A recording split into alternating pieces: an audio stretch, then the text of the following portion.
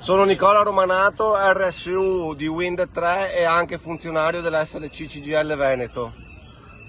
Siamo qui per protestare, per dire no allo scorporo della rete di Wind 3. Questa azienda ha in mente di dar fuori 2000 lavoratori e anche tutta la rete, 24 anni di lavoro, a una società svedese, la solita finanziaria, che deterrà il 60% e che già ha detto che tra 5-6 anni rimetterà in vendita ancora la rete. E i 4000 lavoratori che rimangono in Wind 3 rimarranno in un contenitore semivuoto dove vendono semplicemente telefonia, luce e gas e da poco anche le assicurazioni, un settore già tra l'altro ampiamente congestionato, per cui noi siamo contrari. Le telecomunicazioni da troppi anni soffrono.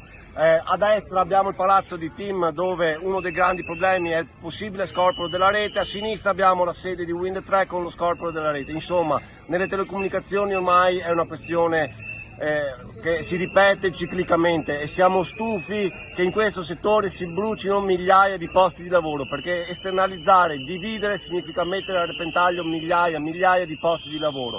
Il 6 giugno facciamo anche lo sciopero di settore, quindi ci saranno tutte le TLC, compresi anche i call center, perché questo è un contratto che potrebbe essere ricco, star bene, e invece in realtà è in contrazione da troppi anni. Persi 14 miliardi in 10 anni di utili nelle telco.